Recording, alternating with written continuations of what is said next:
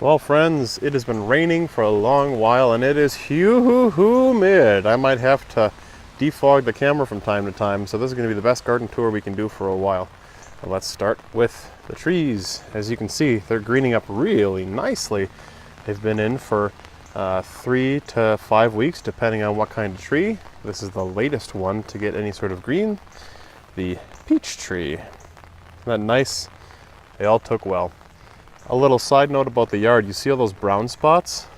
And it extends into my yard. I'm super ticked off.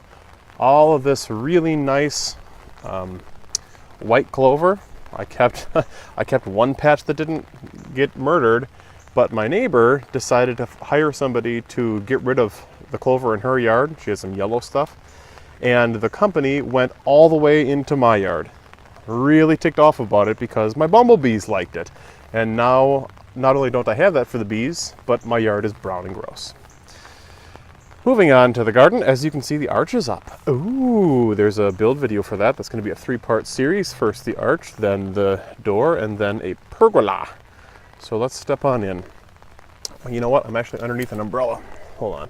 I have to squeeze the umbrella, duck through, and then reopen the umbrella. Wonderful. Lucky you to come along for that. Beans are coming along nicely. It is July 12th when I'm filming this. As you can see, they've already climbed to the top and they're starting to wrap around the poles just like they did last year. You can really see it well over here. You know, if you watch my garden tour from July 14th, 2016, a lot of things are further along in the garden, and that's because I planted it about 10 days sooner. So it's amazing what the heat of summer and some advanced preparation can do. Anyways, beans are coming along well. Take a look at the ground cherries. They're nice and full, just like they should be. And yes, I did confirm that they are perennial because this over here is a ground cherry plant and this is a ground cherry plant. So they're everywhere. Watermelon's looking good. Strawberries, of course, are done. I've been eating the onions. The raspberries took fine.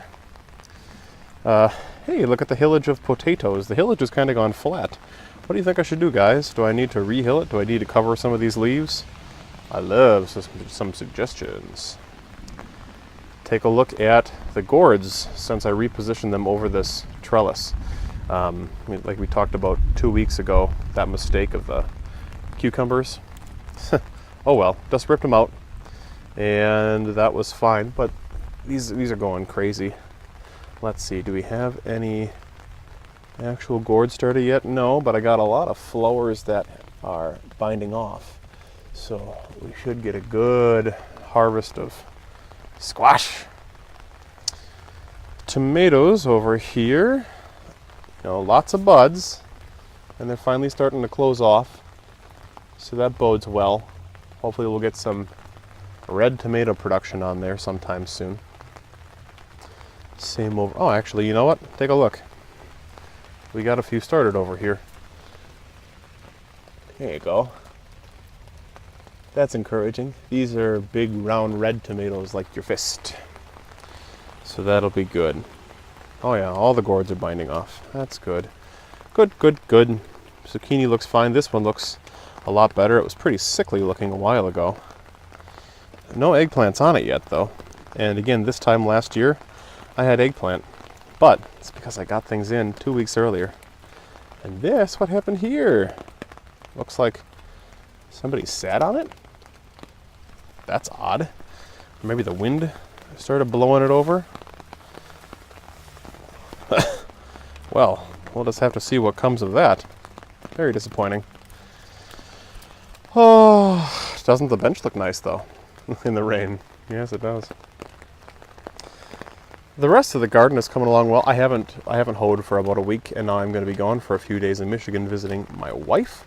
So I'm going to have to really hoe when I come back. But we've been eating the salad greens. That's been good. The peppers are coming along. I have my fair share of blossoms on there as well. So they're faring a lot better this year than they did before. Look at all, that's a ground cherry plant. That's a ground cherry plant. That's a ground cherry plant. So now they're coming up like weeds. Which is a new problem I get to fix. Obviously, I'm not going to rip these out next year. I'm just going to probably cut them down down to the ground.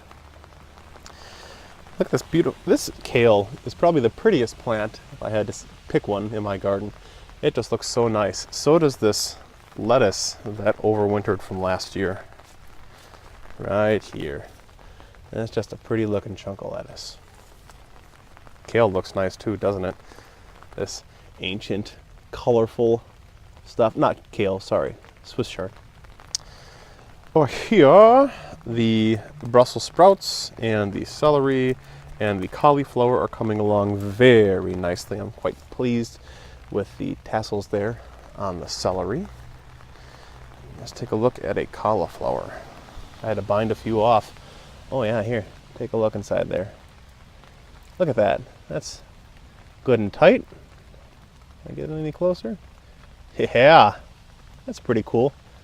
That's a nice tight curd, nice and white, so the blanching works. Yay! It's kind of a neat view. It's like a secret garden.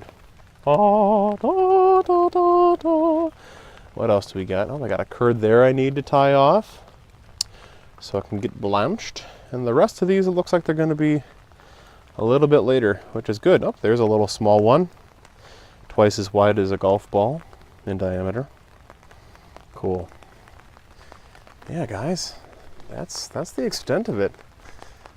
Kind of a lackluster garden tour given all the rain, but that's okay. Next time I promise I'll hoe. And in another 2 weeks, I'm convinced we'll see some zucchini, and we might have some gourds forming. And 2 weeks puts us at the end of July, so almost ground cherries. Those will usually be at the beginning of August if I had to guess, based off of last year. And the raspberries I'm eating constantly, so that's good. And in 2 weeks, this should be completely full of beans, this side in particular. And, oh, I can't say whether or not we're gonna have the door on here or not. But, thanks for watching. And as always, happy gardening. Hey guys, thanks for taking the time to watch this video. If you're new, go ahead and subscribe right away and hit that notification bell so you never miss another Midwest Man Mountain video.